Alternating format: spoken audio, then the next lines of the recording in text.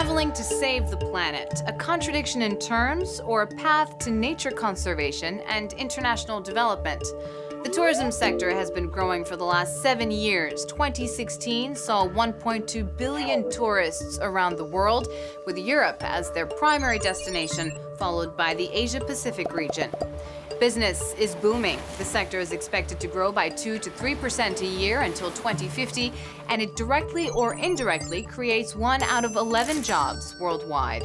Only a fraction of the industry counts as ecotourism, but that sector is growing by leaps and bounds. So what exactly is ecotourism? Responsible travel to natural areas that conserves the environment, sustains the well-being of the local people, and involves interpretation and education of both staff and guests. People have been traveling the world for pleasure and in organized packs only for the last 200 years or so.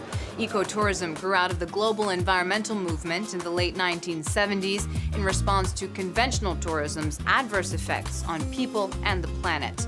Today, 5% of global greenhouse gas emissions come from the sector, mostly from air and road travel, but also due to on-site amenities like air conditioning and toiletries. If you're visiting Thailand's Phuket Island, for example, you'll create 1,000 kilos of CO2 just getting there and back. Still, experts say the benefits of ecotourism outweigh the negative effects of travel.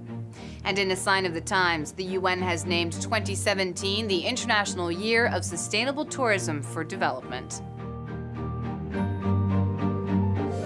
There's no magic formula to running a successful ecotourism initiative. Ralph Buckley, who teaches about and researches tourism's impacts at Griffith University in Australia, will be guiding us through 3 examples. Cases of successful tourism initiatives exist that have had real positive impact on the local environment and its inhabitants. Botswana is one such success story with its national parks and safaris, though yes, some populations have been displaced.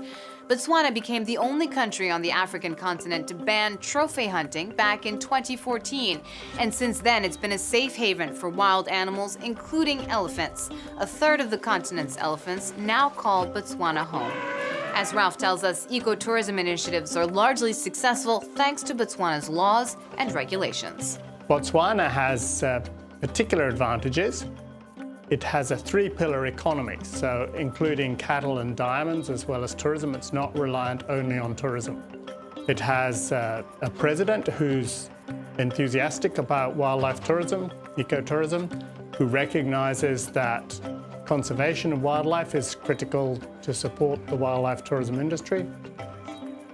It's relatively low in corruption. It's a safe place from a tourist perspective. It's a healthy place. More than 80% of the total annual funding for the Parks Agency, the government park service, is derived from tourism.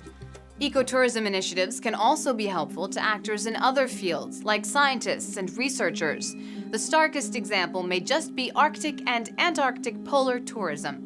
In one of the most delicate and uninhabited ecosystems on Earth, tourists want to see the polar ice caps while they still can, before they melt into the ocean due to global warming. Visitors' very presence can speed up environmental damage, but paradoxically, they can also help researchers study these regions. There are cases where individual ecotourism operators, mainly in what they call the expedition cruise sector, which is small cruise boats, less than 100 passengers, high science component, high environment component. Some of these companies support research projects, university research projects, by taking researchers or postgraduate students to islands that are difficult to get to. Countries that were closed off for decades represent a new frontier for tourism insiders.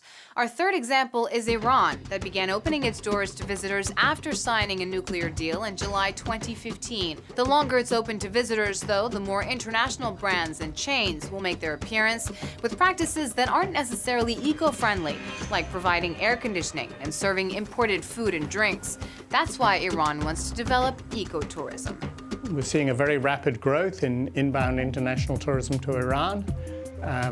It's focusing on culture and archaeology, but also on nature and adventure. The government of Iran recognizes that and they are promoting it. Normal commercial interest rates in Iran are very high, so around 26%, whereas the government is making these low-interest ecotourism loans available at 4%, so that's a huge difference. Ecotourism is popular for many reasons: the desire to limit global warming, preserving pristine natural charm, allowing tourists to wander off the beaten path. It allows for positive contact with residents, and it boosts the local economy. But it's also expensive. Take this eco-lodge in Namibia.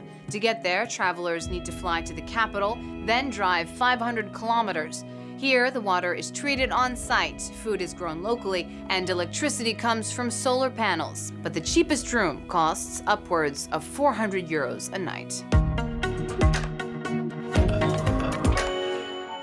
Still not sure if ecotourism is the right fit? If you're thinking of taking a staycation instead, remember, the effects of visiting and protecting wildlife in a sustainable manner outweigh climate impacts of long-haul air travel.